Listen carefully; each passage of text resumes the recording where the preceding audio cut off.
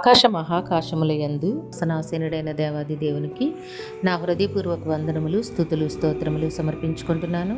అందరికీ శుభోదయం. ఈ దినాన మహోన్నతుడైన దేవాది దేవుడు నీ కొరకు సిద్ధపరిచిన వాక్కు. ఆపత్కాలమున నీవు నన్ను గూర్చి మొరపెట్టుము, నేను నిన్ను విడిపించదను, నీవు నన్ను మహిమపరచెదవు. దేవుని నామమునకు మహిమ కలుగునుగాక. ఈ మాటలు కీర్తనల గ్రంథము 50వ అధ్యాయము 15వ వచనములో వ్రాయబడి ఉన్నవండి. నీ వెట్టి స్థితిలో ఉన్నావో ఎరిగి ఉన్న దేవుడు ఈ దినాన నీతో మాట్లాడుచు ఉన్నారు. ఆపదలలోను, వేదనలోను, దుఃఖములోను నీవు మ్రగ్గిపోతూ ఉన్నావా నేస్తమా? నీ దేవుడు నీ పక్షాన ఉన్నారు అన్న సంగతిని నీవెందుకు జ్ఞాపకం చేసుకోలేకపోతూ ఉన్నావు?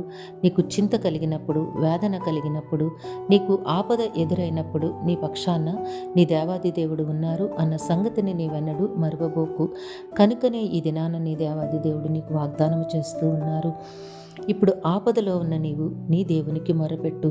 ఎందుకు అంటే నేను నిన్ను విడిపించెదను, నీవు నన్ను మహిమపరిచెదవు అని తన వాగ్దానమును నీకు దేవుడు జ్ఞాపకము చేస్తూ ఉన్నారు. కాబట్టి నేస్తమా, దేవుని సన్నిధిలో విశ్వాసంతో ప్రార్థన చేయి. ప్రతి విధమైన సమస్యల నుంచి నిన్ను ఆయన విడిపిస్తారు. నీ జీవితంలో ఉన్నతమైన విజయములను, మేలులను నీకు ఆయన అనుగ్రహిస్తారు.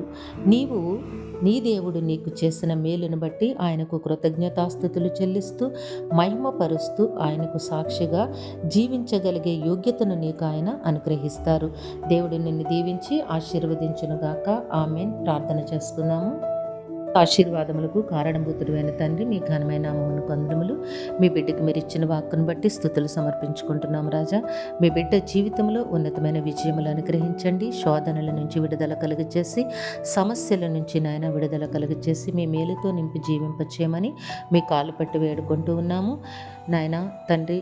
మా ప్రియులందరినీ, వారి కుటుంబములను మీ దివ్య హస్తములకు అప్పగించుకొంచున్నాము.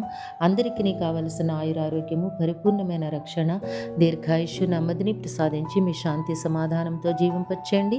యవన కాలమందున్న బిడ్డలకి సకాలములో చక్కని వివాహములు, ఉద్యోగములు, గర్భఫలములు ప్రసాదించమని ప్రాధేయపడుతూ ఉన్నాము. పరీక్షలు రాస్తున్న బిడ్డలని జ్ఞాపకం చేసుకోండి తండ్రి. బిడ్డలకు ఉన్నతమైన విద్యను, భవిష్యత్తును అనుగ్రహించండి. పరీక్షా సమయంలో ప్రతి ప్రశ్నకు సరైన సమాధానమును రాసి ఉన్నతమైన విజయమును పొందుకునే అర్హత మీ బిడ్డలకి ప్రసాదించండి తండ్రి. కనికర సంపన్నుడైన దేవుడా, ప్రతి కుటుంబమును, ప్రతి బిడ్డని మీ కృపాహస్తములకు అప్పగించుకుంటూ మీ కృపలో భద్రపరిచి జీవింపచేయమని ఈ ప్రార్థన యేసయ్య నామములో అడిగి వేడుకొనుచున్నాము తండ్రి. ఆమెన్. జీవాధిపతి అయిన దేవుడు మీ కుటుంబ జీవితంలో ఉన్నతమైన ఆశీర్వాదములు అనుగ్రహించి మిమ్మును ఆయన నామమహిమ కొరకు జీవింపచేయునుగాక. ఆమెన్. ఆమెన్.